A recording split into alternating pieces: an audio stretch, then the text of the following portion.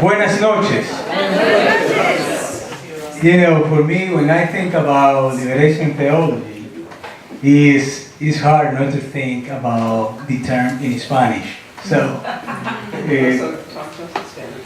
welcome to Payday Hill, an organization that has been here for almost 90 years. And welcome to Lenape land. You know, the past Monday, many people around the country were celebrating Native American Day. And we are so happy to join that movement and to see that this conference, that I will walk away from the word conference to call it this gathering of friends, is happening in this week. Not because Hurricane Michael, but because everything that is going on around the globe today, and some way, somehow, we decided to get together to try to find some shared movement, shared energy to keep moving and keep moving the world in many directions that we believe are possible, are just, and will make our community, the interfaith community, a better community. So, as we said, another world is possible, and this began with us. So, I don't want to take a lot of time tonight because I know that we spend several minutes playing with the technology. You know, technology is great.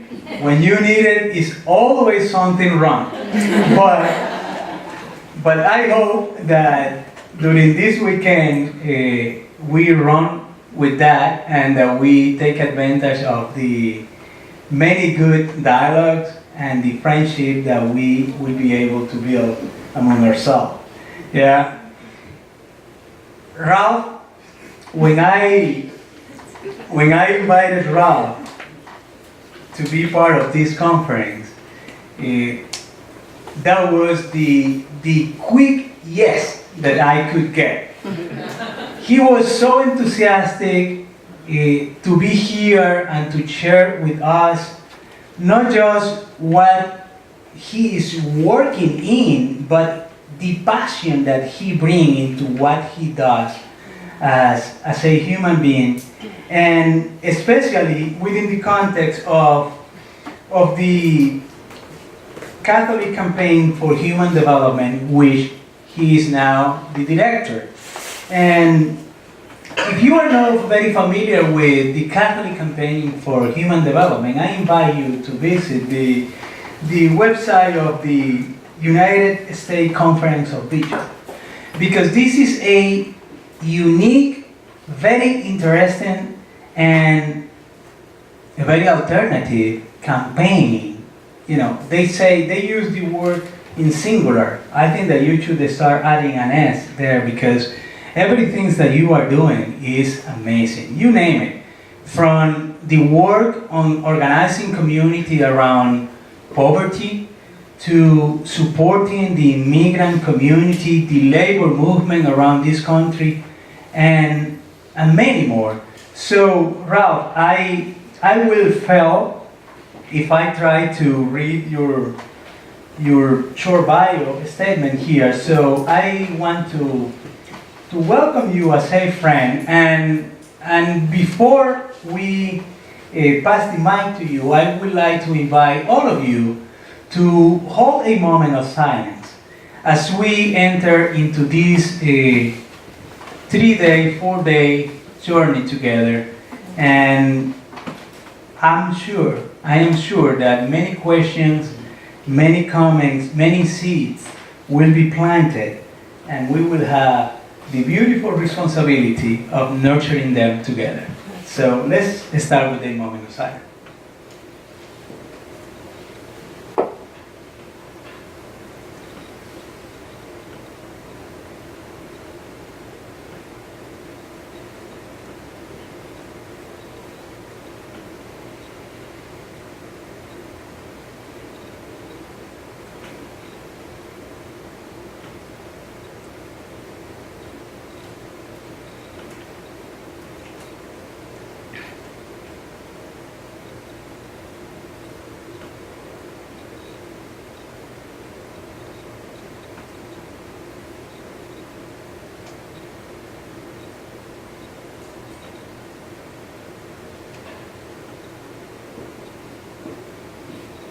Thank you.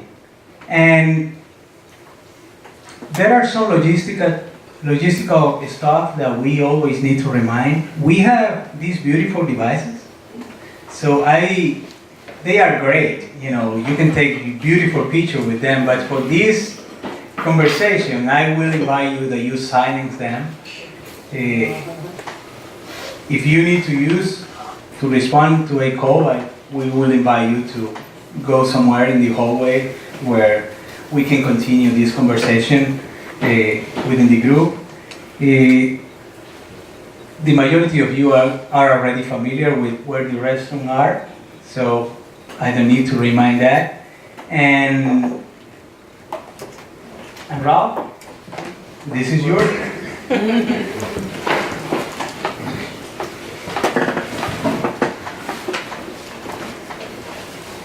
I too sing America. I am the darker brother. They send me to the kitchen to eat when company comes. But I laugh and eat well and grow strong. Because tomorrow I'll be at the table. When company comes, nobody will dare say to me, eat in the kitchen. Because they'll see how beautiful I am and be ashamed. I too sing America. Words of Langston Hughes. Good evening. Let me say what a pleasure, a unique and rare pleasure and indeed honor to be with you all, not just this evening, but over the next couple of days. I mean, to be able to share a few words tonight at this appointed time. I mean, a time of confusion, time of despair, a time of desolation, a time when too many of our sisters and brothers are in prison, yes, by a criminal justice system, but too many of our brothers and sisters are imprisoned by a larger system that selectively oppresses, imprisons, attacks, and seeks to destroy. See, the appropriateness of this conversation, the conversation this evening, is important and critical, and I would say essential. I would say, like Langston Hughes penned so many years ago, that there is a hope. We people of faith can see beyond the horizon a day when we won't have to eat in the kitchen. In fact, no one would have to eat in the kitchen. A time when we will be delivered from the penitentiary of poverty, the denigration of the dungeon of denigration, the incarceration of isolation, and the captivity of insecurity. This conversation this evening allows us to identify with those who seek liberation and confront those who captivate. Stepping aside, stealing away to those beautiful settings and grounds that we have will inspire us to see and be something better. I gotta confess that when I looked at those who we'll share this weekend with, I was a little bit intimidated. I said, what am I doing here? Giants, social justice leaders, people who by their very nature and being have practiced what they preach. Well, I'm intimidated. I still remain honored and grateful for the invitation. So thank you, Francisco, and thank you, friends. This conversation will bring us closer together, bringing those strong brothers and sisters out of the kitchen and into a place, into their rightful places where they can be at the table, in decision-making places where self-determination and the determination of their local communities is the foci. I would like to share with you a little bit about our work, limited and wanting. And what we do is a quest to desire for liberating folk from poverty, those elements that hinder folk from their living up to their human dignity, based on their lived human dignity for no other reason than the way that they were created in the image and likeness of God. When we were our best selves, we lift that up. So around 50 years ago, the bishops formed an organization with the intent of liberating those shackled by institutions that keep people in poverty, designed with the intention of attracting populations that are not usually on their radars. And you could spend the whole evening being critical of this institution that I'm referring to. But in this case, 50 years ago, I do think they did something that was somewhat insightful and somewhat radical, and still gets a great deal of criticism, by wanting to appreciate the shackles that were on folks who could not live up to the human dignity God wants all of us to live up to. In fact, one might say that they were able to appreciate and grasp the quote of Frederick Douglass that said, when we and I quote, "When we expect liberty and justice to appear miraculously like fast food without more rigorous forms of participation, definition, and sacrifice, we are like farmers who curse the earth and pray for rain and want crops to grow without plowing the ground." They sought to acknowledge the fact that we share responsibility for our country and for our church, and exercise that responsibility by asking them at work and at home, at City Hall and at church, who benefits, who pays, and who decides. They launched this effort in response to what the bishops called at the time the national race crisis and the church's own unfinished business, ending discrimination and overcoming poverty. In the reports of the statement that formed CCHC, the bishops and their staff responded to genuine urban crisis, which forced them to admit that the church had a great deal, and I would dare say continues to have a great deal of shortcomings, and accept on behalf of the people our own share of responsibility and discrimination and poverty. That process on the ground required patient listening to folks who were those who were protesting and participating with thoughtful dialogue with other religious communities, with United Way agencies and secular nonprofits, and with other public officials. There was a sense at the time, and I would argue that continues, that African American, poor white, and other people of color encountering oppressing conditions like those in Hebrew and Christian scriptures are in need of liberation. The hope that they can invite their stories and perspectives for the salvation of not just those persons who are impoverished, but indeed for the salvation of us all. There was a sense that the traditions of institutions like the Black Church, liberation theology precepts from Central and South America, this initiative was formed to make sure that we formed relationships and bonds akin to those in the scriptures, that we might have and recognize and appreciate an interdependence on one another based on our shared humanity. I would say that most of the groups that we support in this organization are not Catholic. We don't actually even ask about the faith of most of the organizations that we fund. We only have one requirement, is that the voices of the organization, the persons who are making the decisions of the organization, have to be 50%, the boards have to be 50% low income. So we want the voices to be, the persons who are making the decisions, be able to articulate what the needs of local communities are.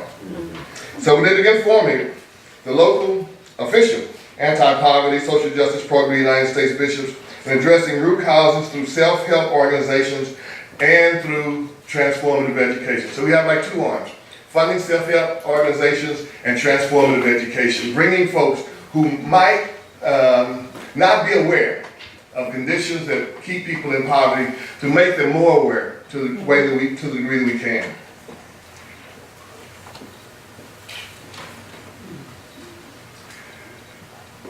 So they said in their documents, and I have to remind them of this from time to time, that you said that there's an evident need to be used for organized groups of white and minority poor to develop economic strength and political power, to develop power in low-income communities. Essential to develop power in low-income communities, acknowledging the fact that individually folks can't achieve the kind of success that they need in terms of living up to their human dignity. But when folks are able to come together, they are able to do that, and acknowledging the lack of poverty. So for 50 years we've been around doing that. In 2016, we had like $9.1 million to 200 local groups around the country. We do things to create jobs, neighborhoods, safe communities. But the issues that we work on come from the communities themselves. We don't say that you need to work on hunger. We don't say that you need to work on jobs. We don't say that you need to work on schools. We need to hear from the communities, what are the issues that you're going to work on? And we support those. So it becomes twofold, I mentioned that. So we have a kind of guiding principle of See, Judge, Act, which is very consistent with the whole idea of liberation theology and the reality of looking at the scriptures, the Hebrew scriptures and Christian scriptures, in a way that identifies poor people with the folks, with those who are oppressed in scriptures. So it's kind of a circle where we acknowledge that we're about the enhancement and building of people, building of a community and relational power. I'm going to keep mentioning power over and over and over again. And that we involve the low-income community itself. That this is not a paternal top-down kind of organization. And we encourage organizational development. We like for them to create some sort of organization that might be there long after either our funding is there, our support is there, or long after some of the folks are there, that it might have an intergenerational effect that might be able to impact their communities. Judge, we encourage folks to train, to look at ways that they might be able to participate in civil society in a way that's informed, that's educated, and courageous. That they are able to go to their city council meetings, that they're able to go to their state houses, they're able to go to places, but after doing research on a particular issue, that they can have a conversation in an informed and competent way. Research analysis. And one of the things that I can say, I've been around there around 10 years or so, but to watch people develop as leaders. We like to say everybody in an organization is leader, but to watch a person, a senior citizen who has never been outside of their house before, decide that they have developed a kind of power within their community that they might be able to go and confront a mayor of a large metropolitan city and share their story in a profound and deep way that is able to convince that policymaker that maybe, just maybe, there is some other way. And we see that happening time and time again. So the goal is to change institutions, acknowledging the fact that institutions still do, and very often keep folks in poverty and push folks to the margins of our society. And they act for the common good. And again, there's an effort that we encourage too for accountability, that you come back to the community and let folks know this worked tremendously for us. But we have struggled. We struggle with this. This didn't work. We need to try another tact. So the community organizations that we fund will pretty much go through this see, judge, and act thing.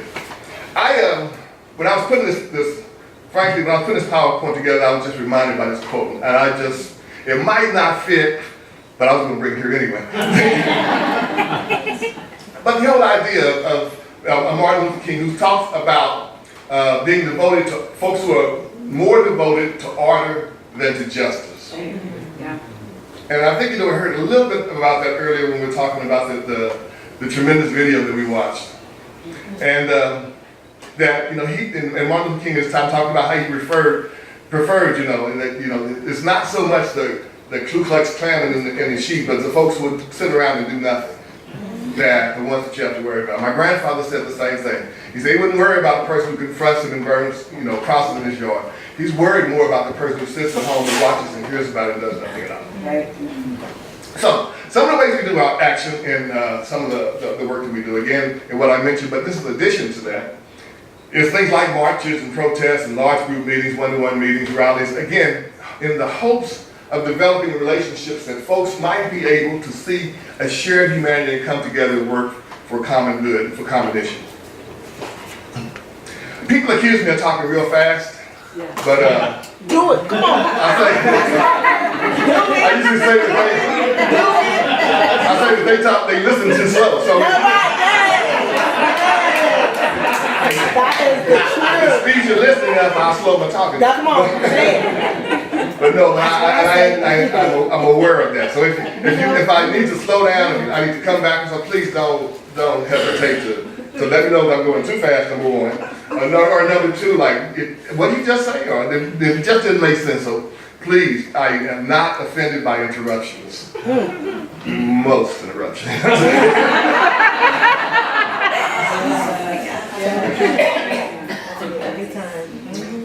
So these are the kind of groups that we fund. There's the kind of individual membership-based groups, institutional groups, coalitions, worker centers, and networks. Say a little bit about each one of those. But there's also groups that are geographically based groups and identity-based groups. So it's neighborhoods-based groups. There's a group in Buffalo, Syracuse. United Neighbors is one. There's a citywide group in Knoxville that we fund, Knoxville Justice Ministries, and also a statewide group that we fund in Wisconsin. Yes, who knows that? Oh, okay, good. We're struggling with them right now. Oh, sorry to hear that. But I know that the I might get you a need your help. Need your help. But we have, again, identity-based groups. I mean, several groups. We're seeing a great deal of groups that are working on two things we're seeing an uptick in. Is worker centers. You have to deal with worker centers. Worker centers are like groups that come together that you see who gather at Home Depot, for example. I don't know about the Home Depot in your town, but there's dozens of people who are gathered outside who are working out there who are not out there trying to find work so they can take their next cruise. I mean, these are people who are trying to work for them. So we organize those folks in many ways to let folks know that several things are happening to them, that they're not getting paid, their wages are being stolen, they're being treated very, very shabbily as workers. So those and many other workers groups like that, they're mostly immigrants for the most part, but not always. People take advantage of workers. So these workers center groups, they're not quite unions. Where's KB?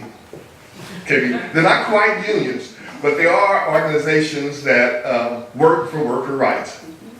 So we do a lot of those now. We have a huge uptick in those, but we're also having a huge uptick in groups for ex-offenders. They're realizing that 700,000 people are going to be released from jails and prisons every year. And I visited probably hundreds of those over the years, and I never ran into one who said, I can't wait to get out of jail so I can go back. But rather the outset, I'm going to get out, I'm going to find that job, I'm going to align myself with my family and friends and a faith community. And I think that they're sincere about that. But I also think that when they come out to the communities they come to are less than welcoming or less than assisting, other than the first week or so. So we see a lot of those.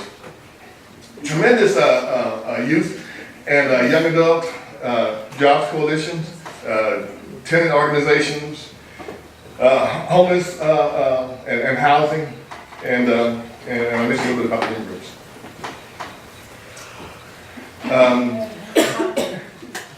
Excuse me? Someone knows about Power. Power is a group we have a long relationship with, and it's in Philadelphia that has done tremendous work in securing wages, securing benefits, securing neighborhood and community safety. And that's an example of institutionally based groups. All of them have to be 501c3. They have to have a board that I mentioned, again, a low-income board, and multi-issue. But again, they decide the issues and can be composed of institutions like congregation schools, unions, community groups, and universities. When they're at their best, there's a little bit of all of them in there, because when you come together and you're able to share issues and concerns and stories, the importance of stories with one another, folks grow as a community. It's just a natural outburst of that. Other examples are New Orleans Working Center for Racial Justice. That's a working center that that's similar to the ones that I mentioned, but this predominantly African American workers in New Orleans who are getting the same kind of treatment that the immigrant workers are getting at the Home Depots and the others. And the Centro de Trabajadores is a working center. But they're composed of low-income wage workers to provide a mix of direct services and things like wage theft. It's amazing, and it was quite a revelation to me 7 or 8 years ago, the prevalence of wage theft in this country. Until I had an immigrant person tell me, well, what am I going to do? What do I do when I worked 10 hours in a construction job and the guy says he's not going to pay me? So, I mean, what recourse do I have? And he'd say even beyond that, he had just a couple of weeks before that, he went to cash his check from another job, from his daytime job, and someone was waiting outside who had a reputation for, he had heard that, the reputation that he was robbing people as soon as they cashed a check, immigrants when they cashed a check. This predator knew that there was no recourse. I mean, the immigrant said to himself, who do I report this to? I mean, how can I call the authorities? What can I do about this? And so anyway, the idea of the worker centers coming together actually brings folks together, and there's a great deal of power because of their unity that they don't have individually, as well as building a sense of community. Coalitions, we encourage coalitions because for the same reasons that there are some coalitions you wouldn't consider working with for anything whatsoever, but if they were on the same page as you for one issue, identifying what that issue is, and when you're a policymaker, in my former life I was a policymaker, when you see this organization and this organization who have nothing else in common except that issue coming together, it can be kind of scary for policymakers. It can be kind of scary for institutions when you see the two of them who have nothing seemingly in common coming after you, and you can't escape. So the reality of institutions and coalitions coming together is something that can be extremely powerful. Again, it says nothing, you don't have to agree on every issue, but if you can agree on housing, take housing for example.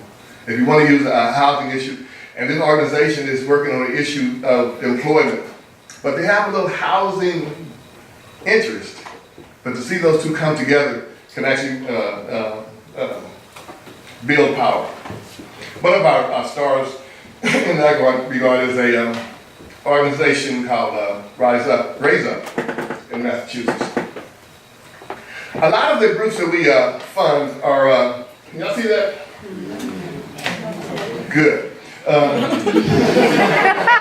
mean for the persons who said yes.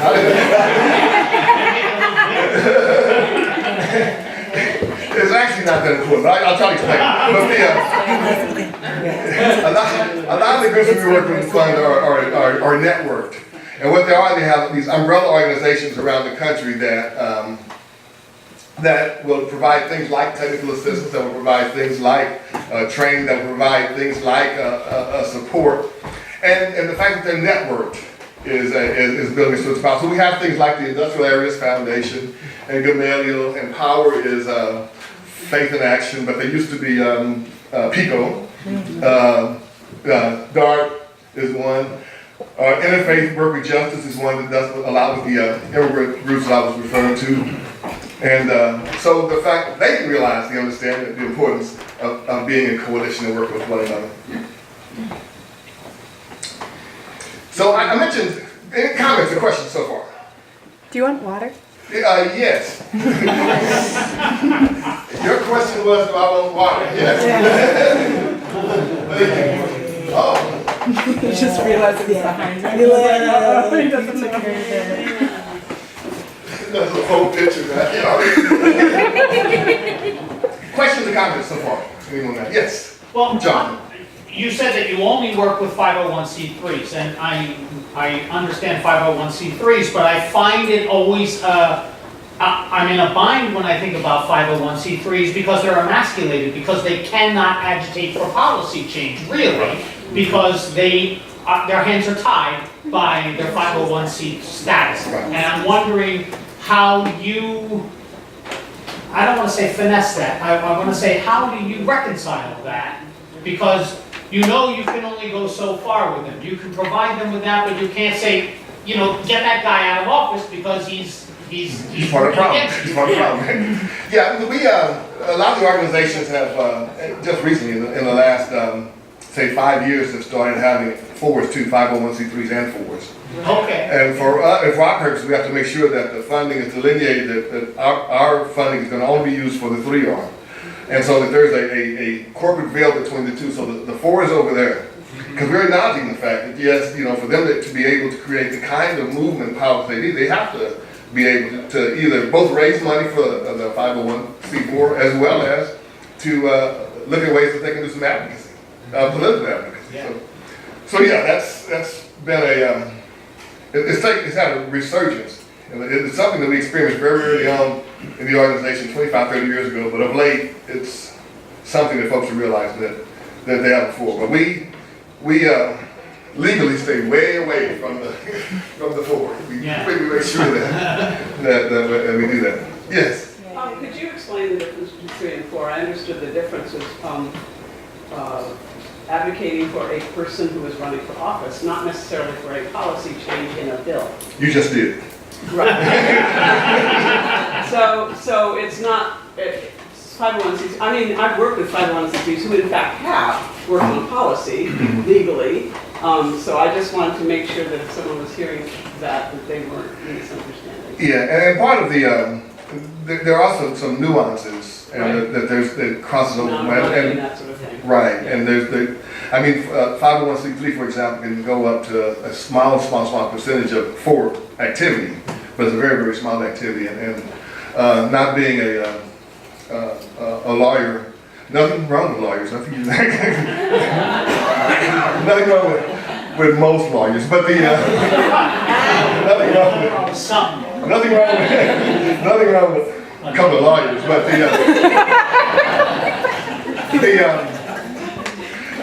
usually we'll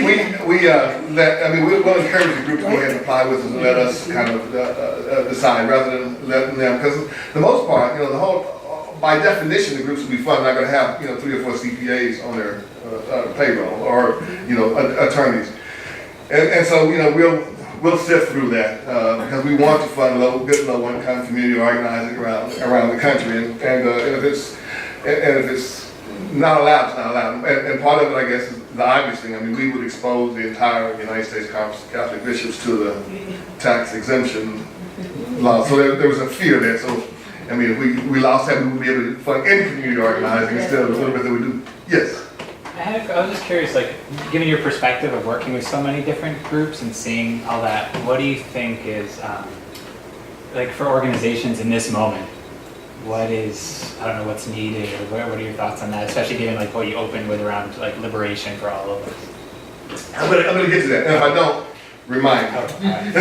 Or if I say it too fast and you don't hear it, don't hold me down. But I have a special slide for that. There are things that keep me up at night, and keeps a lot of us up at night in terms of where we find ourselves in this moment. But if it's okay, I'm going to share a couple of other examples of some of the kind of stuff we do that are kind of a diverse group of issues. This one is in San Juan, not San Juan, Puerto Rico, but San Juan, Washington, state of Washington. Ever been there? Yes. But anyway, when the issue was that the San Juan residents didn't have affordable housing options, we came in and used one of our programs to assist them. They had beautiful, breathtaking national wonders, vacation homes, seasonal rentals, affordable housing was severely lacking. And the 7,000 residents of San Juan were feeling the effects until we funded a community land trust. The San Juan Community Land Trust, and they explored the community land trust model was working well on the nearby Orcas Island, and together with the community, they determined a community land trust was a good way to create permanent affordable housing for their residents. Although land trusts use various approaches to maintaining affordability, the San Juan Community Home Land Trust enforces an income limit on the buyers and restricts some of the pre-sale. They developed like 29 homes in 2 neighborhoods, and they're slowly building a 15-acre parcel, which is zoned for multi-family. They also offer home buyer education, literacy, program assistance, and just recently they recycled 14 early 20th century homes by moving them from Vancouver, British Columbia, to San Juan. An innovative way of attracting affordable housing. Y'all familiar with land trusts? Community land trusts? Yes. That's one of the ways that that's one of the other ones. We do community organizing, but the economic development things, we do, the economic development piece is community land trust for affordable housing, but it also has economic development, worker-owned co-ops, and job training. So those 2 funding streams over there. I'll confess that we don't do anywhere near as much in the economic development stream as I would like, but I guess that speaks to the need of good low-income community organizing, the importance of that right now. When the issue was residents facing violence and poor community relations with police in Baltimore during the Freddie Gray and the unrest that happened afterwards, we, in West Baltimore, we came and funded some efforts to bring people together in the Sandtown neighborhood.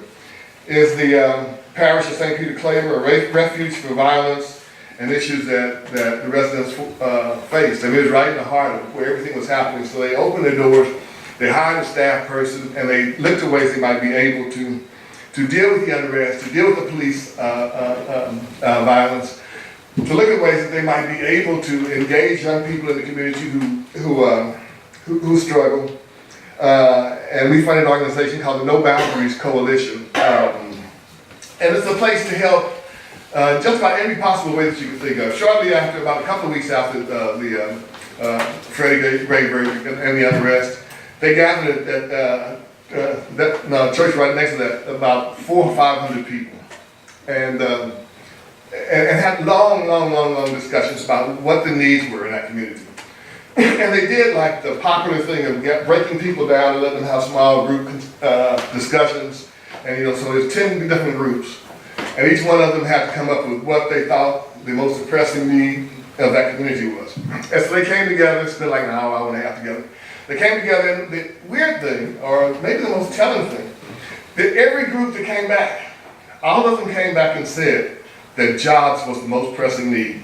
Again, they didn't talk with one another, but all of them were so concerned about what's happening with the younger people in the community, and an opportunity, access and opportunity was something that was sorely lacking.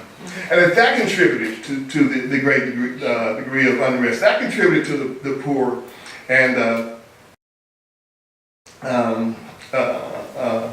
conditions that exist. But that contributed to the fact that the reality of them not wanting to hear that Freddie Gray, for example, had been exposed to lead poisoning, most of his life, and that caused some of his behavior. But none of that excused the kind of treatment that not just he received, but the treatment that folks in the community were receiving from the local police department. So we funded that effort in West Baltimore. Does that Yes. I was going to ask, does that dovetail at all with the no-shoot zones that the rapper is pushing in Baltimore? Which rapper? Well, I don't remember. I know so many of them, but I'm not sure. Okay. I'm not sure if it is. But I do want to mention too that they one of the things that they developed and talked about the food deserts, they developed a market and took some of the parcels of land that they had and developed a tremendous, wonderful community market. And something else that shocks me is they're not on this picture, but well, maybe the way that young people really enjoy gardening and selling things to the market. And young people I've been around, young people I raised, don't like working at all. Any kind of work, even when they're getting paid. But it's incredible to see them out in the field, teenagers in early 20s. Out there in the field working the ground. There's a tremendous one in Philadelphia that we fund. But this one was one that they have I think twice a month, they have a space in the Lexington market, I guess it is. The big, huge market in downtown Baltimore. So anyway, but that was an outgrowth of the organizing that happened at Baltimore Center. This organization is one of, actually it's kind of one of my favorite organizations, and I'm going to try not to give them more time or attention than I gave the others. But this is an organization of immigrants, and they have all had spinal injuries, significant spinal injuries. The immigrants, most of them are undocumented, and when you're an undocumented immigrant in the city of Houston, Texas, the county of Harris County, you're not allowed to a great deal of benefits. You just lose, we don't have anything at all. But they came together, organized with a grant from the Catholic Campaign for Human Development, to do things like, working on curb cuts, to do things like creating things where they're able to get some of the supplies that they needed. The city was no longer applying. So you have the multifaceted issue of being an undocumented immigrant who's got a spinal cord injury, who has a family, who was the main source of income for that family, and who has a bit of history in this community, in this country, who has nowhere to turn to.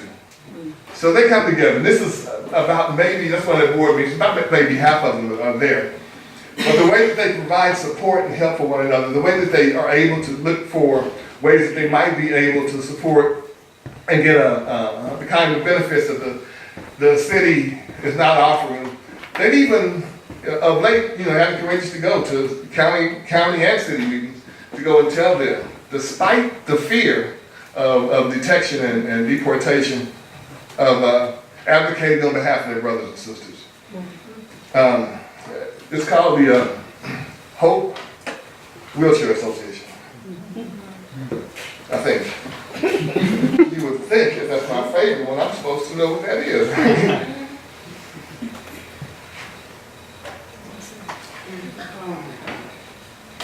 When the issue was children in Louisiana were imprisoned for mostly nonviolent offenses, people came together. There were nearly 2,000 children. They endured nightmarish conditions when they were imprisoned for mostly nonviolent offenses, including things like acting out in class, things we would have gotten sent to the office for.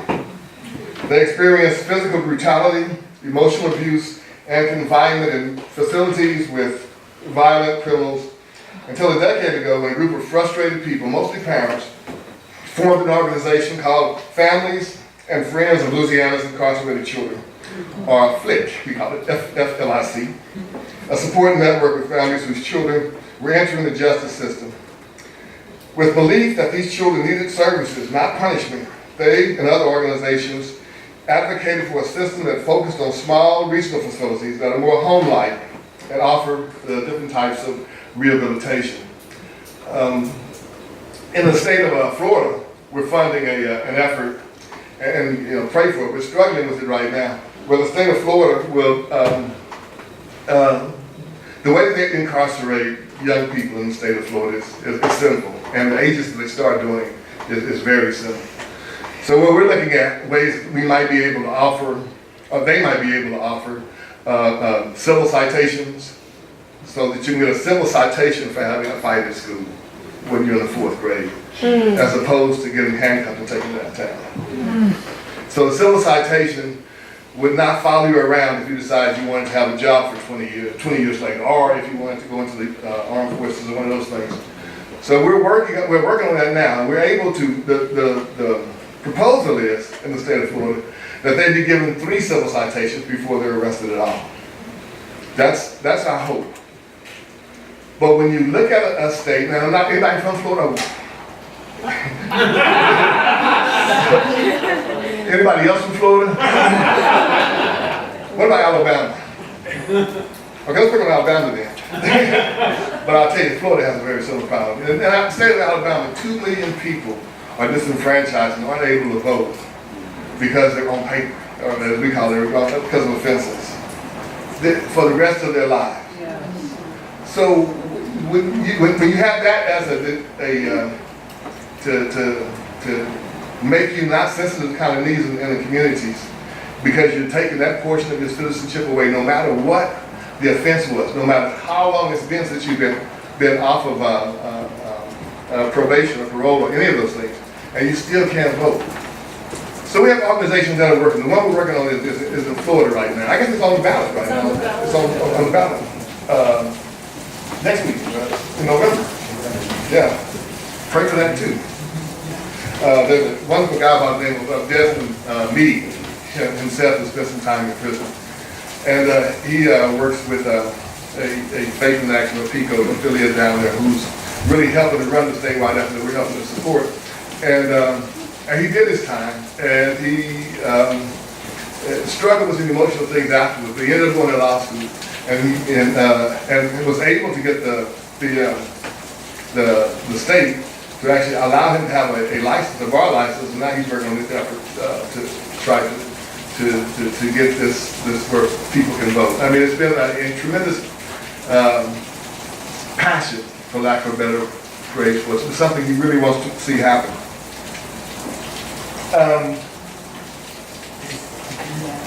We found several efforts around the country. Anybody from Ohio? Okay, let's talk about them for a minute. They have how many states do I have left? In Ohio, they have it's something that's moving. This payday lending deal, and I don't know how much you're familiar with your local communities and where they are. These payday lending things that find themselves in low-income communities, that folks who need a car repair or a doctor's appointment would take advantage of these. And you never end up paying them back. The study we did shows that the average family who ever uses one of these goes 9 times a year. And the interest can be upwards of up to 360%. What? You go 9 times a year. So you never end up paying them back. And you know, and it's an indictment on a lot of different things. I mean, it should be an indictment against these folks who are taking advantage of low-income people who are struggling, who are having difficulty, but it's also an indictment against some of our banking and lending systems that aren't there, as an indictment against a system that is not giving folks who need to be credit-worthy credit. It's an indictment against, redlining, all of those kinds of things, and it's an indictment for those who participate in and perpetuate the sin of redlining and racism. So it's a multifaceted problem, but it keeps low-income people in low-income communities. When you think that money is not the same for them as it is for you, $1 is not the same for them as it is for us. Buying insurance for our car is not the same as it is for them. So, but anyway, we funded an argument. What is the organization actually doing? It's advocating for a change in the law? Changing the law, Okay. yeah, changing the law. Yeah, that's the goal, to drop the percentage. I mean, we realize, and it's got a tremendous lobby in several states. Texas happens to be one of them. It has a tremendous lobby that they argue that they're providing a service for the low-income communities, and policymakers are at the moment are buying it and saying, well, we're doing such tremendous service for them. They need these, and they'll find a couple of people that'll bring a parade out in front of them and say, yes, we really need our payday lending pawn shop on the corner that causes such tremendous damage in our community, and policymakers buy it. Destiny. Now this story is one of my favorites. If I spend too much time on Destiny, maybe I have a bunch of favorites, but Destiny is also from Baltimore. At 18 years old, she literally got wind of they're coming a incinerator. The largest incinerator in the state of Maryland was going to be coming to a neighborhood less than half a mile from her school. She knew that her neighborhood in Baltimore had been dumped on for all kinds of environmental things over the years. Destiny, at 18 years old, said, I'm tired of it. I'm sick and tired of this, of being sick and tired. So she went and organized her neighbors, people in her neighborhood, people who weren't real sure what an incinerator was, who weren't sure about the kind of emittance and the kind of things that who weren't sure. But she was able to organize them in a way that let them know about the danger. She did the kind of research that let them know about the kind of impact that it was going to have and about the long-term effects that it would have for generations to come. Destiny she was tremendous in doing this. And she too was up against a tremendous lobby. In fact, the local school district in the city was also had a contract with the incinerator to burn their trash. So it's kind of like all of the institutions were against it. But she decided that she just was not going to let it happen, and she was very, very, very intelligent and informed on the issue. I mean, she probably couldn't tell you anything about, Kanye West, but she can tell you all about incinerators, and informed not just the local politicians who, again, had invested a great deal in the sale of the land and invested a great deal in the promotion and trying to make this happen. And she was able to stop it. She and all of her neighbors were able to stop this effort. If you get a chance, Google Destiny. She's like maybe a junior now in college, maybe senior. But Google her, because she just won, a couple years ago, she won this award in Sweden. Like the Goldman, the reason I'm telling you to Google it, because I can't remember the name of it, but it's this award in Sweden, this international award for justice advocate in the environment. And they brought her there, and they treated her kind of like royalty, something she wasn't very used to, but she was very excited about it. But she began, we funded the very early part of the effort, but it kind of took off. And she was able to secure the kind of partners and coalitions of folks that I mentioned earlier. I mean, she would drag all kinds of people in. I mean, it's like people who live nowhere near it, who didn't really care about incinerators. Incinerators were like, well, this doesn't sound good. Yeah, we'll join the fight. and they did. Go. Kevin, this one? No. Can I just share with you a very a short video before? This is something I was able to be blessed to be involved with last year. It kind of like brings out issues that I referred to earlier, kind of under one umbrella. We brought folks together, low-income folks, and some policymakers and some church leadership to get together and have a discussion to hear. The policymakers and the church officials were there for 99% of the gathering was to hear the stories of folks who were struggling. We did this in Modesto, California, February of 2017. It was around 700 people, and it lasted for, I'm trying to just kind of kill time. There we go. You ready? Yeah. Uh-oh, it's not showing. Can't, it's not moving. Francisco. So, when I was a young child, We give them minimized. growing up in the state of Texas, Fort Worth, Texas, I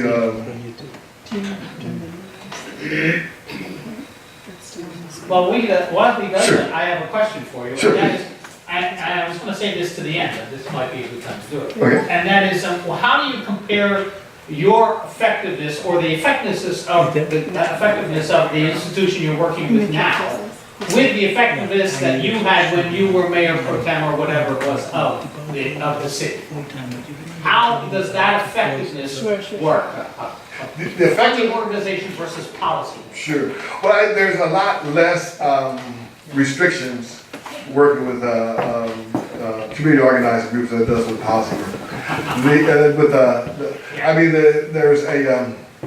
There's an illusion of inclusion oftentimes when your mayors and council members and policymakers who I wasn't, but in many cases they're so beholden to the 1% that oftentimes they can get away with ignoring the voices of low-income people unless they come profoundly and strongly with power.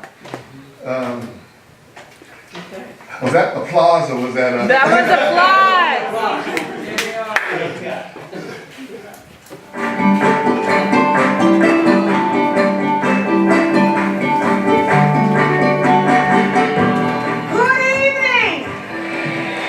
My name is Trina Turner, and I want to welcome you to the 2017 Regional World Meeting of Popular Movement. Somebody say yes!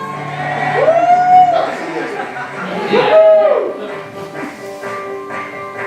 Me and my brother, we used to wear the same size clothes. So if I had these pants on today, my brother would have them on tomorrow.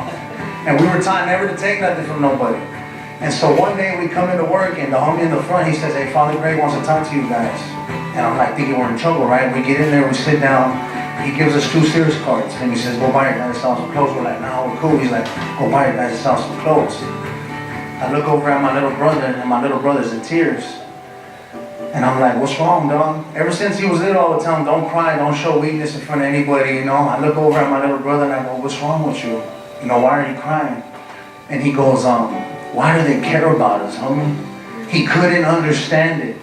He couldn't wrap his mind around the concept that people actually cared about other people. And so I think the conversation that we're having is for us not to be of service, but to stand in kinship, to stand in awe at what the poor have to carry, and not stand in judgment at how they carry it. For us to see one another.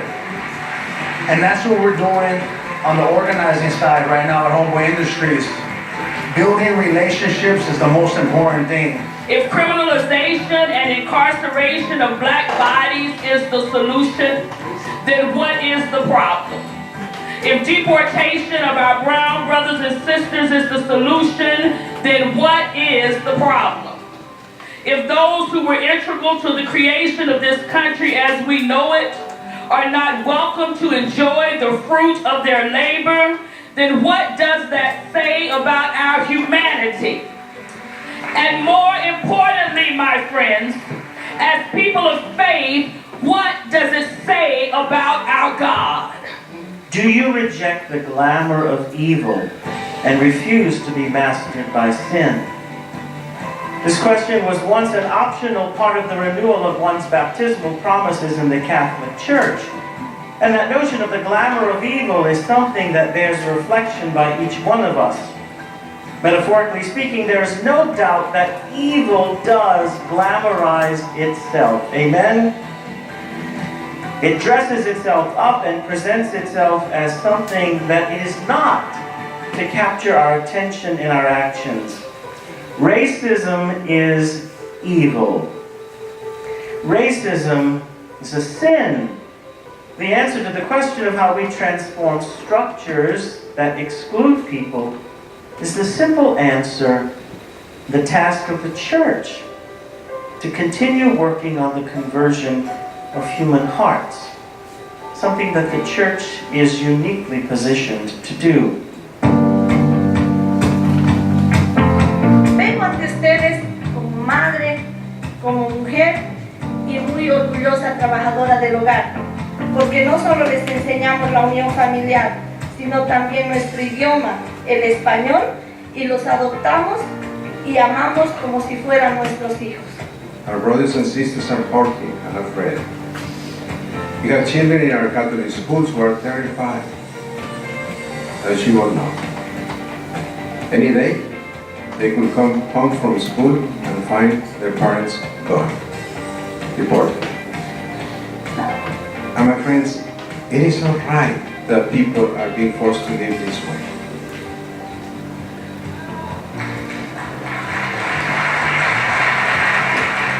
Our struggles, my friends, is beyond politics. Our cause is the noble cause of human dignity, the realization that all men and women are children of God, that their lives are sacred, no matter what the color of their skins or the country of origin or how they came to this country. A person is still a person. 69 years ago, I was a refugee too. Czechoslovakia was in ruins. The communists had taken over. My parents gave up everything so that my brother and I could have a life. People wouldn't move towards unemployment. People don't move towards starvation. People don't move towards repression. They move because there's hope. In my city, which is I think the 7th richest economy in the country, there's 6,000 people sleeping in the street every single night. Every single night. What have I done about it? What are we doing about that? We are here to tear down the walls. Not that wall in the frontera. It's not about that wall. It's about the wall of indifference that we have with each other. That's the wall. That's the wall that we're being challenged to tear down. I look at the different bishops that are here today, and we've all tried different ways trying to make justice present in our midst. Bishop Blair has been so active in the Valley and what it means to have justice in the Valley. Archbishop Gomez, who is so committed on the cause of immigration. Archbishop Corleone, who started and supported a program to help those who are victims of murder. Bishop Favre, who has spoken to us and lived out what it means for race. There is no greater charter for this gathering taking place here in Modesto in these days than the simple but rich architecture of these three words: see, judge, and act.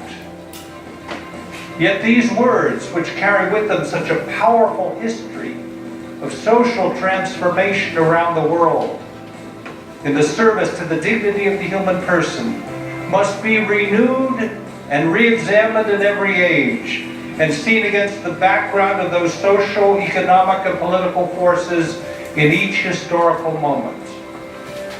In Catholic teaching, the very rights which we have discussed this morning and are being denied in our society to large numbers of those who live in our nation are intrinsic human rights in Catholic teaching. The right to medical care, to decent housing, to the protection of human life, from conception to natural death, of the right to food, of the right to work. Catholic teaching sees these rights not merely as points for negotiation, provided only if there is an excess in society after the workings of the free market system accomplish their distribution of the nation's wealth. Rather, these rights are basic claims which every man, woman, and family has upon our nation as a whole.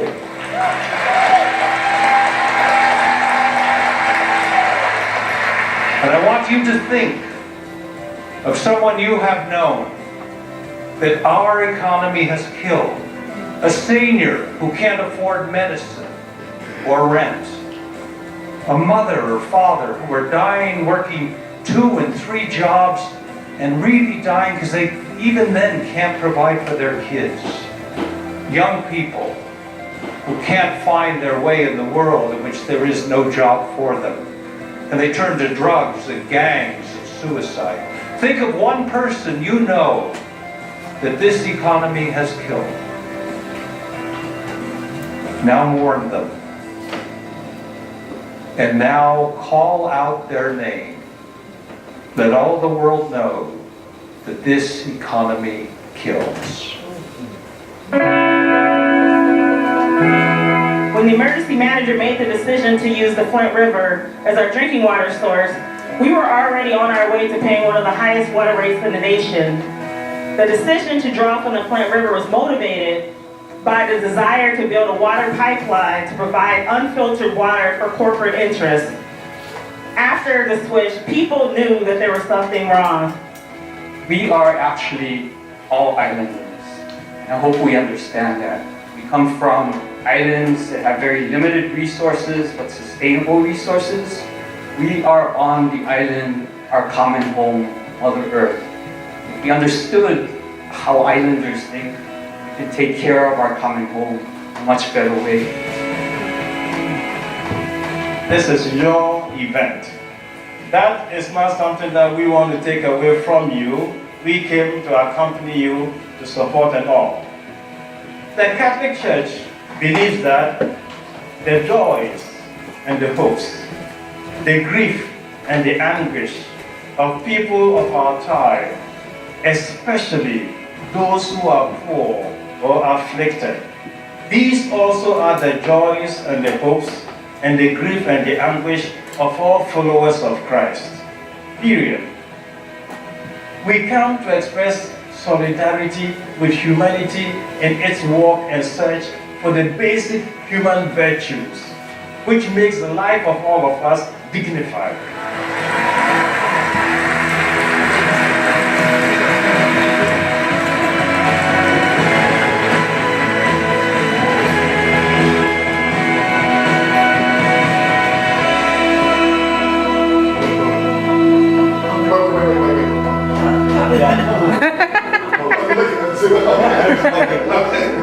What do you say?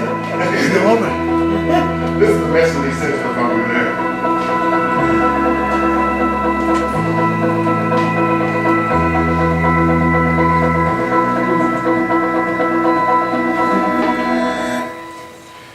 So out of all of the things that I spoke to you about, oftentimes the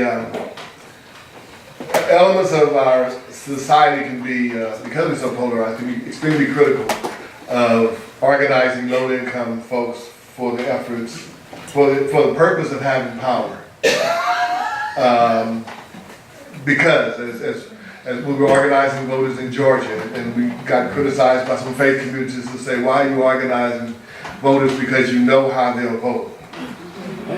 We were having no nonpartisan voter registration drives, and trying to squash those kinds of voices, because the polarization doesn't want low-income voices to come and share their story, because two reasons. I believe, one, it would cause them to change their perspective, I hope. But the other reason is that they benefit from, in many cases, they benefit from being able to oppress. And I think, that this is not just an economy that excludes, as a tax. I mean, it actually attacks low-income people, and in doing so, it prohibits them from not just living up to their human dignity, but prohibits them from their own survival. And when you look at all of the things we've seen and heard in terms of the way this intergenerational is to keep folks in poverty. This is an attempt to answer your earlier question, what bonds me, what keeps me up at night, and a little bit to your question into the difference between the two. I mean, one is the what's going on, no matter which direction you look. I mean, you don't have to read the newspaper, look at Facebook and social media. You know that there's such polarization, and it's worse than that. I think it's hatred of the other. Extreme hatred of the other. And some of it is mired in racism, and some of it is hired in greed, and some of it is mired in just not wanting to share or to participate. And when we think about Charlottesville a couple of years ago now, I guess, and the reality of the people who were there, gathered out there with their torches and their khaki pants, and who were symbols of hate, who most of which left there and went to their jobs on Monday morning. Oftentimes, maybe police officers, sometimes bank executives, sometimes persons who are making decisions, some of the same decisions that would keep folks mired in the kind of poverty that we're talking about. And I guess again, to answer your question, I guess if I could say anything, the importance of the power of proximity.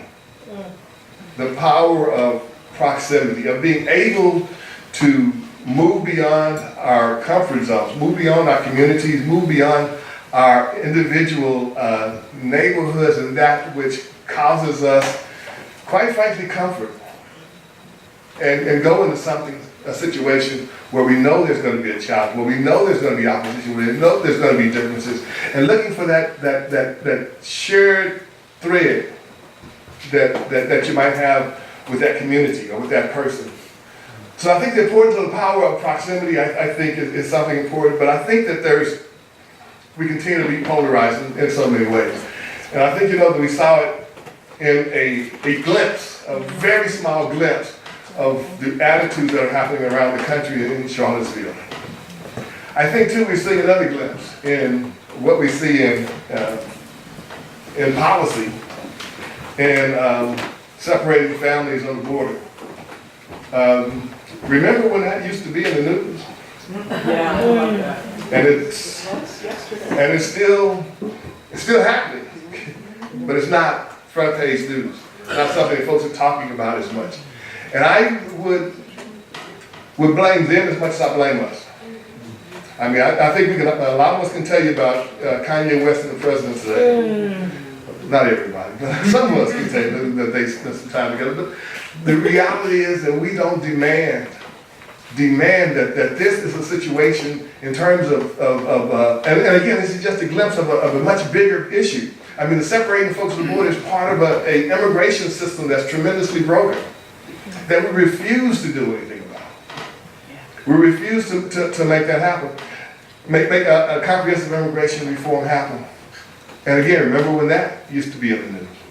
Remember 8 years ago when millions of people around the country, marched all over the country because they wanted to get comprehensive immigration reform. It was in the news for a couple of weeks. And then we haven't had a serious conversation on it yet. And I think, and again, even that's part of a much bigger issue in terms of, I think in both of these cases, the proximity, unless we're with immigrant families in El Paso, as I was a few weeks ago, unless we're with persons who are immigrants who are struggling at the Home Depots, or with children who are dreamers, or with people who are afraid to go home at night because they're not knowing if their families are going to be there and are deported. Unless we're with them, we don't really share in that pain. I think the proximity, the lack of proximity, and I think the same thing exists when we don't acknowledge the reality of racism in our communities. They acknowledge that it exists. And the third thing is, you probably want to know why there's a diehard band. No, I don't actually. Yeah, but continue. But tell me anyways. Oh, I mean, could you just humor me and pretend like you really want to know why the band? Yeah. You know, and time is moving so fast. This must be close to 3 years ago now. I was in Ferguson, and it was right after the unrest, and so it's so soon after the unrest that there was the embers from some of the smoke and gunpowder. You could still smell the gunpowder. You could still see the things that were falling from the sky, and there was, you know, a great deal of people who were running around just really anxious and not knowing exactly what to expect. And I was just standing there on the corner, just kind of a meditation, just standing there, minding my own business. And this young man, we'll call him Derek because that's what his name was. Derek ran up to me. Derek was 18 years old. He ran up to me and he had a new battery under his arm, car battery under his arm. And he asked me, he said, "Sir, excuse me, but would you like to buy a battery?" And I was like, "Oh, no, I didn't think I needed a battery. Maybe I was like a little bit low on charge that day." But I said, "No, I don't need a battery." And this is why I want to talk about the proximity thing. For me, my response to him at the time was like a church bureaucrat, not like a faith-filled person. It was more like, "Young man, you stole that battery, didn't you? You know you're probably going to go to jail. When you go to jail, you're not going to be able to get a job. You're not going to be able to get a job. You're not going to be able to go to service. You're not going to be able to have a family." Blah, blah, blah. I told him all of those things that I felt that was going to be a consequence of him with his battery. I mean, there's an auto zone down the street that had been looted, so I know that, you know, I'm pretty sure he stole it. I'm pretty it was new. So he looked at me after my lecture, and I guess I lectured him the way I would, you know, kids that I knew. He looked at me and he set the battery on the ground, and he grabbed me by my wrist, and he looked at me, and he was almost in tears. He said, "You know, I don't have a job now. I've never had a job. I don't go to school now. I haven't gone to school in 3 years. I have no hope." And when he said that he had no hope, nothing to look forward to. I mean, all of a sudden, and I think he just kind of pushed me back and said, "If the worst thing that you can offer me is going to jail, then bring it on." And he picked up the battery and walked away. And I thought to myself, and then, I wrestled with this. It's been, 3 years, whatever. And then I wrestled myself, I should have said this, I wish I would have said this, And as I did more investigation, there was a group of young men right there on the corner. It was about maybe 12 or 14 of them. None of them were too much over 18, who lived on this corner in Ferguson, Missouri, who lived there. They weren't on anybody's radar, not on the radar of truant officers or schools or even families. Even faith communities didn't know about these young people who were on this corner, who lived. Some people would bring them food and actually toss it out to them. Young people. But to think that at 17, 18 years old, he had no hope. Some of us remember when we were 17, 18, where we had all kinds of hope. I mean, there was, football scholarships in college, and going and raising a family and getting your first mortgage and all of those kinds of things that you could look forward to. And life itself was a very hopeful undertaking at 17 and 18 years old. But to say that you have none, it just reminds me that even though I'm in this business, in this work, that oftentimes my proximity can be enhanced as well. And that I have to go to the vineyard. I have to go to the field. I have to have conversations and listen with folks. Not tell them what the United States conference of Catholic bishops, or Catholic bishops say you should do this. I should listen to him heart to heart, hand to hand. Listen to families and hear what kind of struggles they have. And again, our organization says that we're supposed to listen to the low-income people that we fund, and we do a pretty good job at it. But I think, we have to be more deliberate about our proximity to hear the stories of other folk.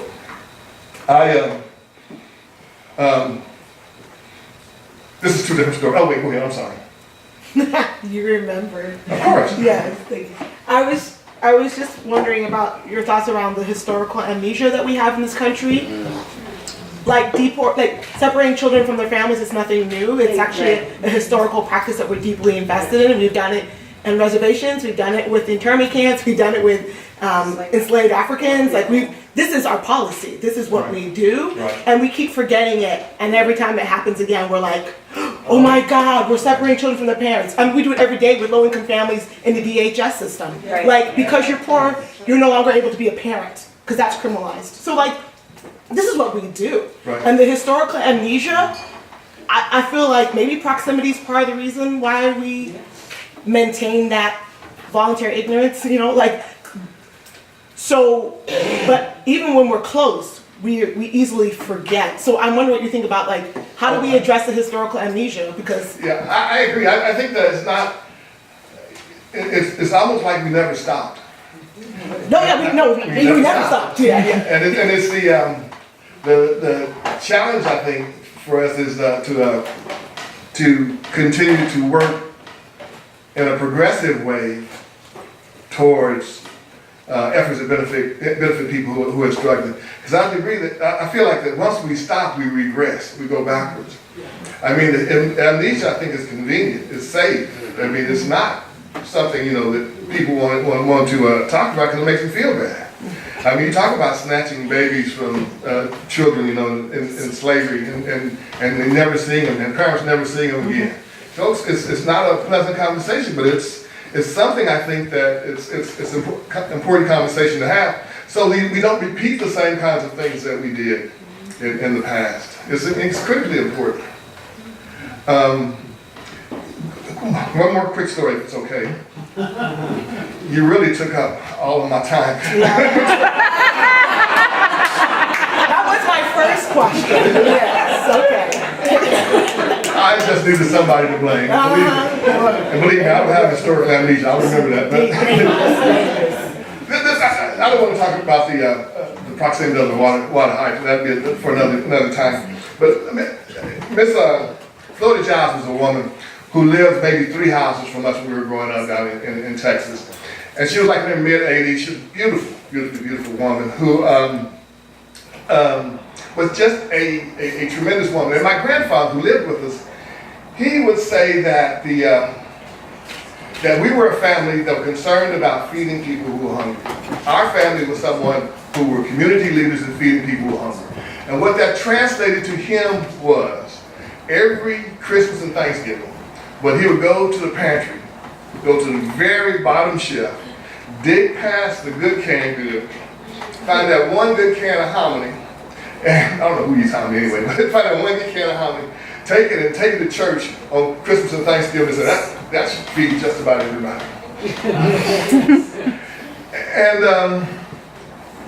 and it wasn't until he learned that Miss Giles, right down the street, who was, again, a senior citizen who was even older than he was, when he found out that she wasn't eating every day, that there were times that they even rumored was that she was even eating pet food from time to time. Once he found that out, all of a sudden his consciousness about hunger was completely different.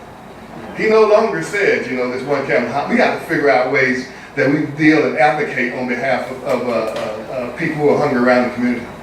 But the way he treated her was completely different. That was the start. But all of a sudden he came this huge hunger advocate. Every time we had a meal in our house, she had a meal in hers. So 3 times a day, one of us kids were running down there to take her whatever we were eating. Because now he understood hunger in a different way.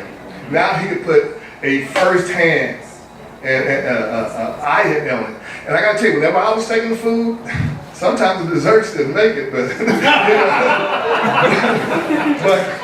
She didn't need them, but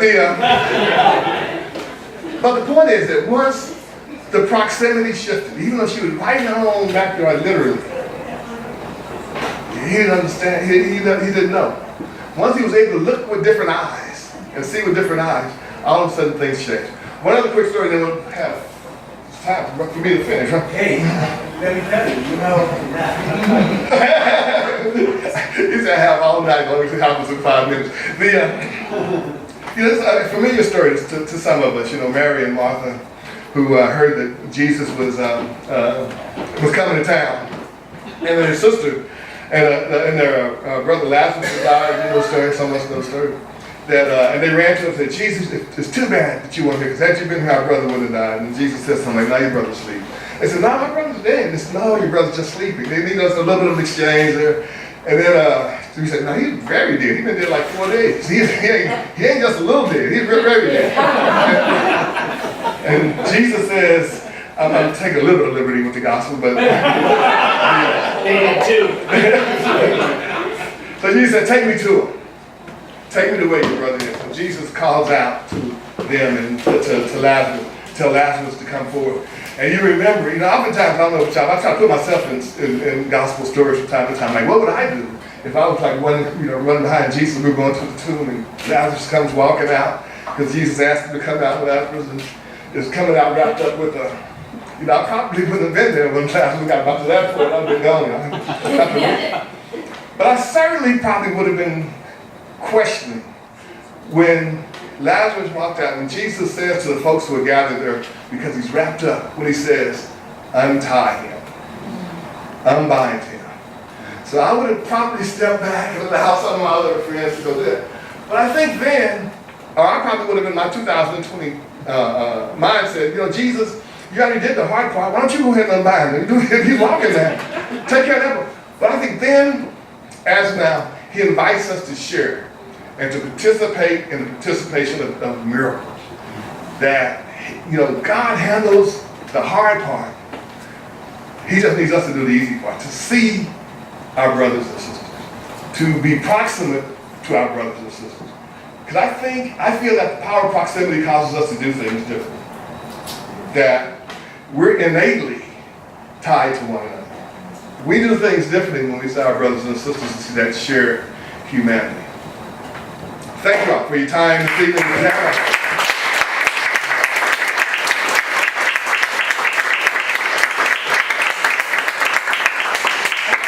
I think that let me test this with you. I think that we are good for 2 or 3 questions. I know that you are eager to ask. Our comments, please. In my effort, in my hope of wanting to be proximate to you all over the next couple of days, I want to be able to that we can share times, concerns. Yes. Well, so, really? Okay. When you're talking about proximity, I'm just curious about, because I feel like yes and no, so I'm just gonna kind of push about that a little bit. Because I think there often is the idea of like, I can see it, but I can choose to not see it. So even if I'm in proximity, it doesn't actually matter because I'm going to choose to not see what's right in front of me. And so I'm wondering if it's like proximity with engagement. Yeah, so I just want to push around that concept a little bit because it feels uncomfortable to me just to hear the word proximity because I think too often there is this, I'm just going to look away. And I think there's that privilege, right? That people, they are using that, right? It's my privilege to not have to look at this. Sure. And I'm just going to turn away from it. And so I think I would question the proximity with engagement or proximity with dialogue or something. Yeah, and I would say that's a very good one. And I know that the tendency or the temptation for folks to, in our remote control age, is to shift to another channel, especially if something like this. But I think and just from my way of thinking, I think that it's a chicken and egg thing. I think you can have proximity without engagement, but you can't have engagement without proximity. Okay.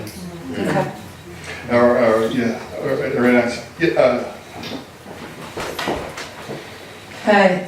I really like the term proximity personally, I really appreciated that. And I wanted to share that I think really what happens is that we dehumanize people, and that's how we're able to allow the oppression. So we don't see ourselves as interconnected and interdependent, and then plus the historical amnesia that there's been oppression forever, oppression of women, oppression of people of color, anti-Semitism, everything has existed, and it's because we don't see people as people. And our privilege allows that for you to keep it, oh, there's no one poor on my block, we're all, even though that lady lives by herself, she probably, I'm sure she's doing her thing with food stamps or whatever, but we always know someone who is struggling with something. So I believe it's really about connecting to our humanity and knowing that it's connected to someone else.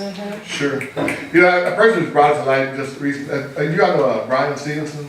Yes. Yeah, he does a lot of work on the importance of proximity, particularly as it relates to people who are in jails and prisons. And as being a Harvard-educated lawyer, he talks about his own conversion. Two books I would recommend. One is Just Mercy, which is the first book he wrote, which is dynamic. That talks about this. The second book was a book that was written by an inmate who spent 30 years on death row for a crime he didn't commit.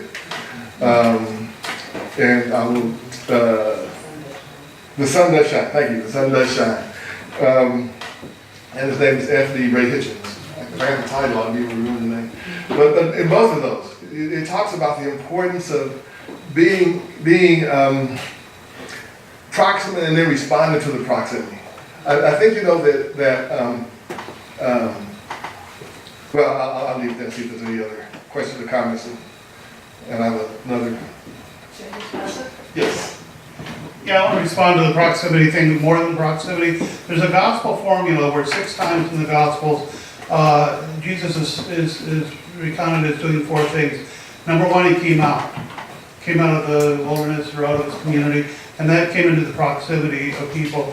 Secondly, he came out, he saw, and that's your C act, judge act. The third thing was he was moved with compassion. I think that's the missing piece. When you talk about things that keep you up at night, that's what we need to be doing to rectify our historical amnesia and to get past the proximity alone. Yeah. And then after that, he acted. He met a need, whatever it was. But all 4 of those steps, and I think that being moved in our bowels, not being able to sleep at night, being moved with compassion is where the difficulty is. We don't have time for it. Or courage for it. And I think that the whole idea of being moved to compassion, and compassion in a very literal sense of the word, the syntax and prefix syntax, compassion, sharing in the passion, sharing in the struggle, sharing in the pain, sharing in the discomfort of someone. It's not something we're necessarily always drawn to it, like a co-pilot shares in the piloting of the plane. But compassion, I think, is oftentimes an elusive commodity for us. And I think that as people of faith, we can actually be the entree or the bridge, if you will, to proximity. We can walk arm in arm with people and take them into communities that they would not otherwise be able to go into. And when I say they, I mean either persons who are struggling or persons who are of the 1%. Either one that we can actually, in some cases, we can be the bridge to those communities. Yes. Ralph, both at the same time. One real quick question. I'm in the proximity of Philadelphians Unite organized, but I don't know about it. Who is part of Power? Okay, that's all.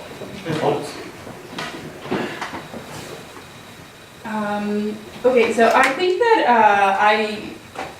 I think that for me it's really important just to see that all of us are part of the puzzle, and I think about the proximity and how are we connecting our humanity with each other, and how are we listening with an open heart and with an open mind, because I believe that it's like as an immigrant myself, like it's really hard to deal with with behaviors and the savior mentality and the services mentality and all of that. And I think I've been sitting with this quote of how all of us are part of the puzzle to change things, and I believe that faith congregations have a lot of power to do that because they have like people's ears.